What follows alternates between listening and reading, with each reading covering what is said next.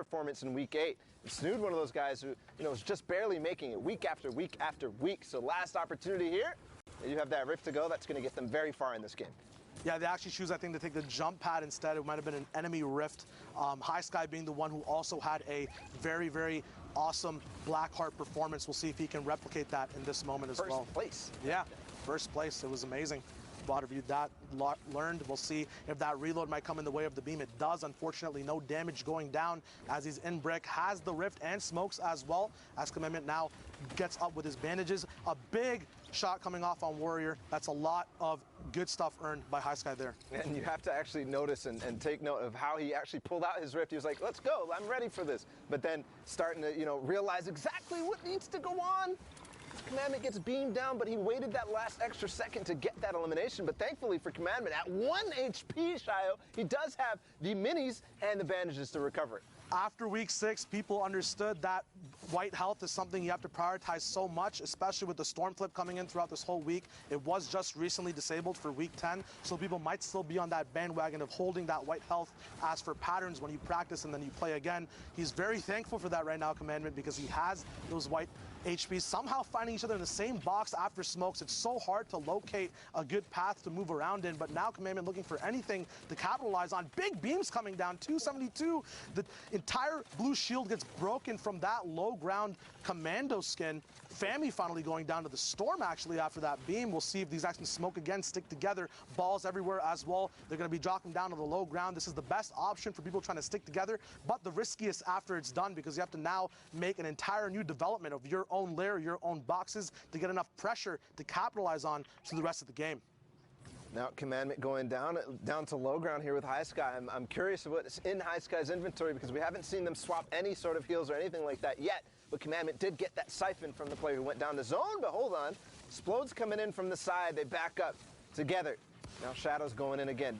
So, Shio, you've VOD reviewed all these situations many, many times. Look what happened here to Commandment. Playing low ground in these situations end up being so risky, but also potentially rewarding as he picks up one more elimination. The biggest thing about this zone at the moment is that although people hate on them, balls are still available. Too many builds blocking Commandment from coming back up from that low ground. We talk about low, let's switch over to high. Riverson up top with Anthony, once again doing the rain dance, all the bullets falling down below. Frey, Snood, and Dwifo are actually going to be the ones to get the front of that force from up top. Riverson dropping down, taking a little bit of fall damage, needs a siphon elimination here as he does not have any white heals at the moment. A surprise box opening is now going to be realized at where the pressure is coming from Riverson. We'll see if he can dynamically switch between these mat layers to get a nice vantage point or a surprise shot off on anyone, but there are so many hard mats at this point. Everyone's adapted on the rotation meta, the tunneling meta, when to have wood out, when to use brick and metal, and it's going to be so hard, especially with attack AR, to beam through these builds. You can see him trying to open up the sightlines, trying to break through and create any sort of gap where he can find an opportunity. There does get a little bit of a shield tag, but still nothing yet, as you talked about, the hard mats being so useful for these players down on low ground. Now getting up close and personal, that's Dwifo who goes down, so Snood now left on his lonesome. We talk about using utility. There's not much available left to crack open the server. We did see Riverson use some stinks earlier to capitalize on an elimination. High Sky now down on bottom with Bluff. These guys are going to have to fight for this entire layer. Big shots being traded. Bluff goes and gets that elimination on High Sky. TJ now falling with COD Genesis. One of the other duos left is going to be a 2v2v1. Anthony and Riverson want to crush down this entire high ground layer. Makes it very easy to pressure. No one's on ultimate low at the moment. Can Bluff call that bluff and go all the way down? COD Gen comes down to Bluff. He might get the siphon for that as well. Give him a nice, easy picking on Anthony and Riverson, as well as they might be able to take height now. A 1v1 coming in, but Riverson representing NA East now, popping off and getting that elimination. Switching coasts, and I think that was a perfect, opportunity to talk about their chemistry there in the last moments. That timing by Anthony and Riverson to come down right on top of all the duos, right as they all felt within each other, all of them trading shots together, and then they just come in and clean up. That's all they needed to do. Absolutely, just stick on the same page, not one person building and one person shooting, 2 shots coming in, and a nice 1-for-2 trade there, or 2-for-1 trade, netting them the win. We now have Zopher chilling on, once again, a polar peak lair. Looks like every region is now having their own respective biome to play in. We saw EU with a lot of guys or Northeast games. We'll see if the filter, the great filter, can be overcome this time as Thick Boy Uravs and 99 Zofer see if they can hold off on this pressure. The wall replaces, you're never sure how much ping your enemy has, how much you have. Ooh. A big trap placement coming in, B-Man going down, no secret there, as the whole server now knows the mistakes they've made on that push.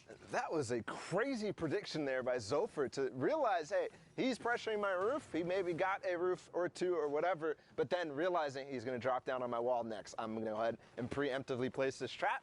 And he fell right into it. The grind that these players do, Atlantis to Duo Arena to these big pro scrims, you'll be facing so many people and identifying so many patterns that sometimes it's just second nature to predict things that just work out for you all the time as well. Sheep and Famhood now on the top of Polar Peak.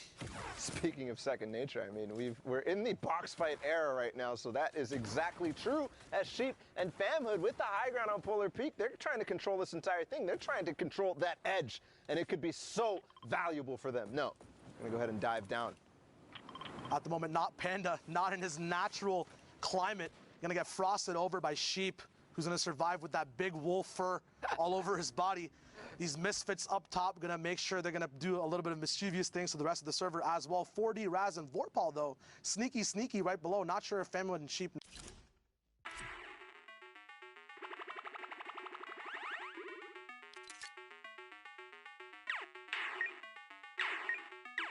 Right there, what Famhood did was actually connect to the side of Polar Peak so that he made sure, hey, Raz and Vorpal, I know you guys are down there. I know we landed on your base, but this is our real estate now. If you want to go ahead and make edit plays, no, you can't. I bought it.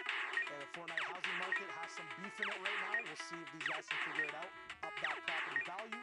Gonna look at low ground now. Once again, these people getting caught on the backside of zone, maybe using that rift a little bit too late, all the way up top.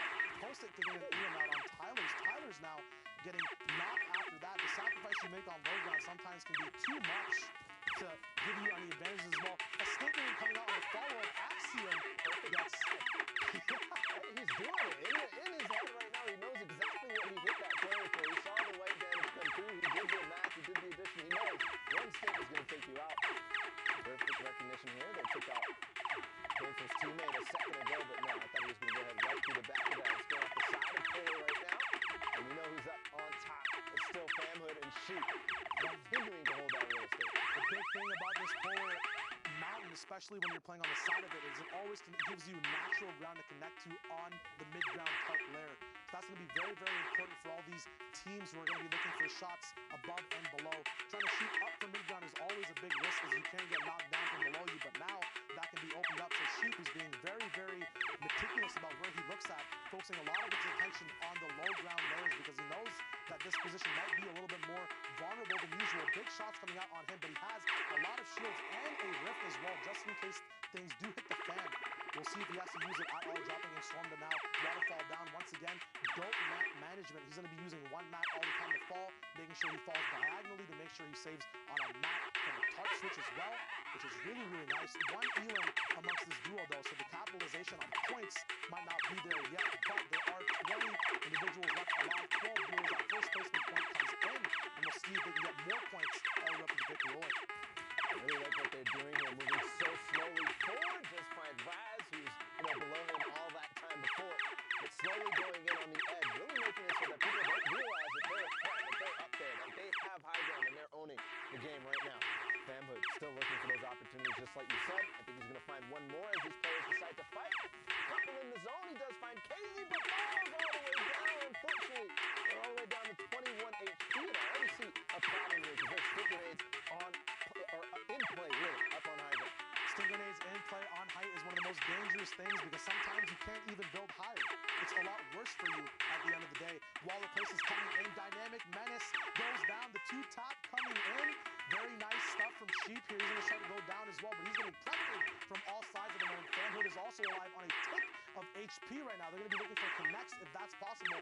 Famhood staying up so he doesn't get damaged at all either. And that crazy switch, max switch right there as he was waterfalling down with wood, and then suddenly he switches. He still had 430 wood. Switches to brick, makes it possible for him not to get knocked down. And I'm seeing a bunch of names down here that we started with. We saw Uravs, Pussy, and then Bumpa and Slappy, who each week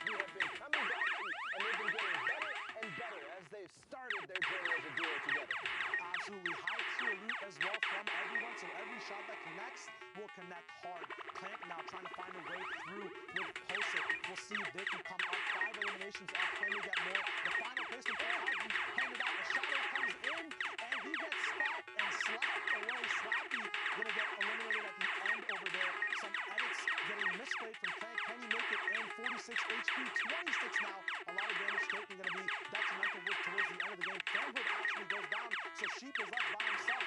Clank jumping all the way up. Looks like he actually gets eliminated by the Storm, trying to go for an advantageous position. Slappy actually got the elimination there because the Storm took him out and Bumper stay alive, so that point does connect, and they get into the top 5. As Super Evan goes down now to 1v1v1. Bumper goes out to Godnick right there, and it's Sheep versus Godnick. Sheep on the high ground, Godnick down below, but he's in a little bit of a pickle because there's actually iceberg in the way that goes out in the Storm. I think he might have just taken high ground. Sheep doesn't realize where he's at, using the chug to heal off his own.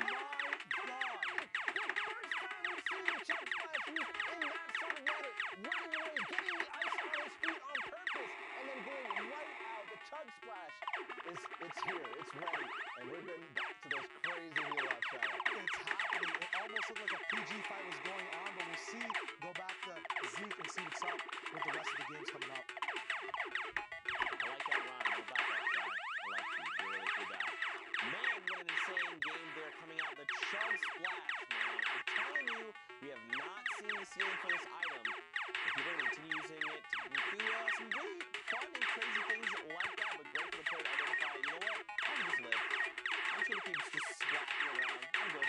Well, it's a great, because it's a change, right? I talked about it a little bit earlier. This fundamentally shifts kind of how those full storm closure and those heal ops play, because usually you have to account for it. There's no instant HP. It's either a HP over time, give the soul to the campfire, or you have to commit to the committee, like talking it off, whether it's the bandage, the med kit, or sitting there and popping a shield. So now all of a sudden, when it's an instant 20 HP and it stacks up to 6 times, like, you can exchange those out. So now a siphon might not be enough, and I mean, those endgames, things are getting weird.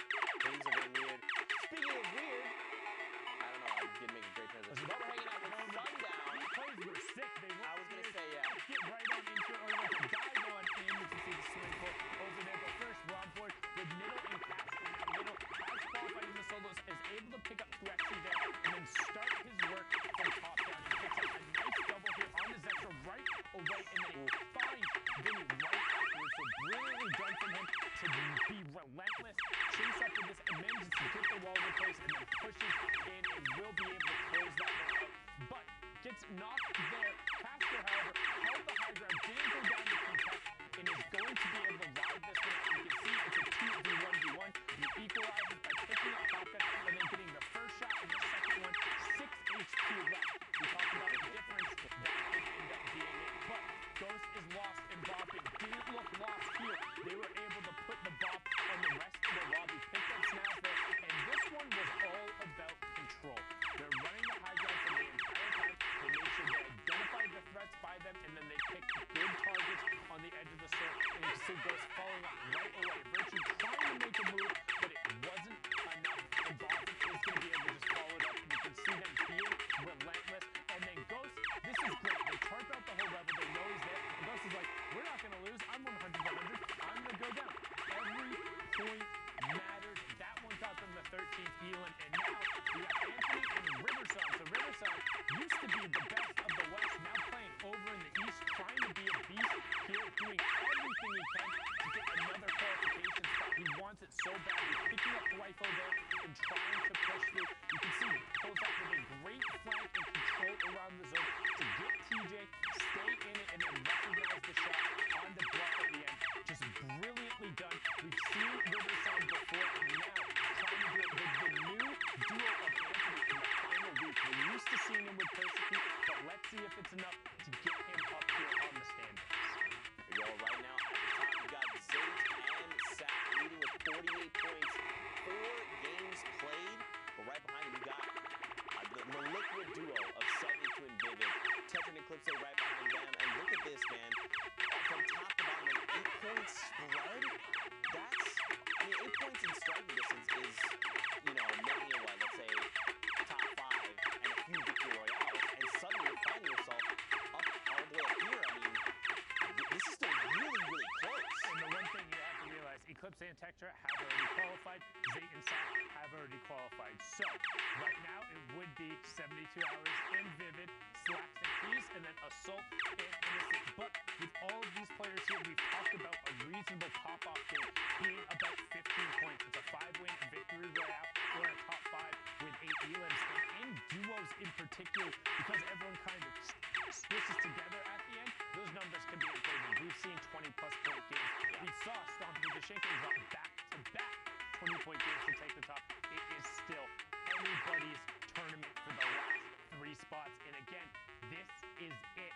After this, you're done. If you played on NA East, you can hang it up. If you're not going to New York, you get to watch the Dubs That's right. And again, if you're seeing these players and you don't recognize them, or maybe you do, just take a moment, send them some love. They're playing their hearts out right now, trying to punch their tickets. But of course, Fortnite fam, we're ready to hop back into more games. Thank you so much, Son, for hanging out. We're going for a dip. Let's send it back over to Bala and Charlie.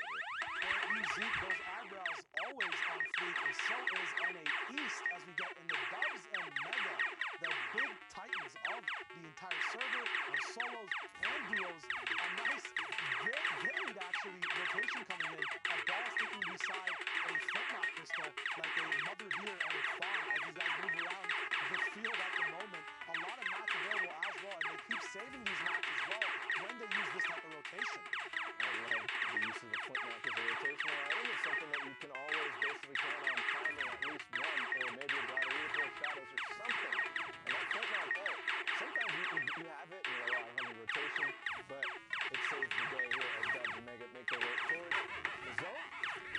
Almost approaching that top 25. It's not a placement threshold here in duos. It's actually still happy to say we're alive right now. It's just really impressive that these guys use these many limited mats, saved the ball, and got in without taking any damage. As it's so hard to do when one player has the ball and the other player doesn't. It takes so much experience. Speaking of experience, knowing the proper sight lines and the proper builds to shoot as well is huge, as Dubs is going to be calling the shots on who to shoot at the moment. Dubs looking at boxes beside him as well. They're just completing a lot of chaos going on around him as well. A blue tack shotgun available, so he gets multiple shots in close range. It actually does out DPS the combat if you are in that box-to-box moment, and that's what he's going to be looking for, doing his patented wall replacing. It is the box fight meta, and we'll see if Mega can play that meta as well, as one duo holds while the other one pushes. Flintlock coming in that tap, double tap. Ghoul goes down, now representing his name as a ghost in the server. We'll see what else these duels can do as we look at a huge aerial shot of everyone on the same layer on this mountain in the map. It's starting to flatten out, but we know the moving zones are coming, and we know those change things very fast.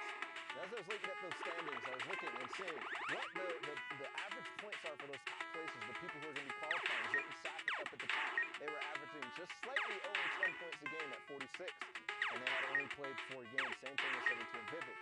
And I have a funny story about Dubs and Mega, actually. Dubs was giving me advice on how to play in the finals. He's like, bro, you got this. You can qualify. All you need to do is get 10 points a game. I'm like, okay, buddy. Not only one of the few people who can do that consistently. One of the only in the world. We talk about the placements and where individuals are in these leaderboards. The first 5 games, the last 5 games, and these 5 shots coming out of Bricks are so different and important as he gets that knock. When players are playing the first 5, the mentality is very different. You have some momentum, but as you move around in those leaderboards, those last 5 games, people start getting more serious. People start throwing games. Speaking about throwing things, all these bodies getting thrown in the air as everyone is on rotation at the moment as the zone just starts moving. Looks like no one's really moving that late. Rote is left behind with Zeshi as well. I'm already seeing the top 3 players, or duos, up on the leaderboard, Vivid and 72, and we saw Keys and Slacks as well down below them. Looks like Vivid is in a clutch situation right now as his teammate is already down. Trying to find the player on the zip line. He heard it coming. Started to put his attention immediately on it as he tunnels forward. Again, we talk about it every single time. It's always get ahead of the zone. Look back. Look for those gatekeeping shots as he sees. He opens it up, gets the stairs in. The alley comes through. The round had no chance and no speed to realize that was going to happen from Vivid taking an opportunity to find that elimination.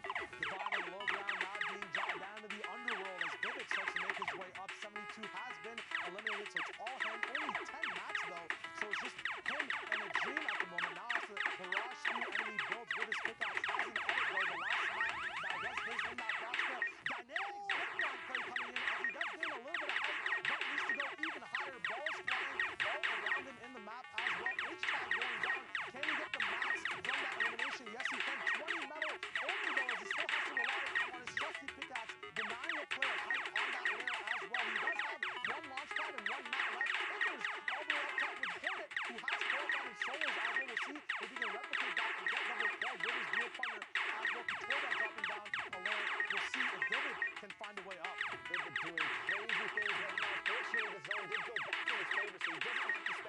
materials as before. Downhill, and he uses the one piece of metal to block that shot, and now he's looking for more. He's looking to refresh. He needs to find something, possibly both of these eliminations in the storm. Yes, this is going to be the match that he needs to refresh. Not even much, though. Every single time he finds an elimination, there's not much at all. The edge coming through. Is he going to finish it up? Yes. But does he get the match? Not really. Not really just yet. Taking the time, going back, still. Only 10 builds, really 15 builds here. Pivot. How do you really do this right here? With no matching all the way back when? Clutching up, now into the top 5. He is doing this. The big thing about getting these low ground eliminations is that everyone else is also in shambles. So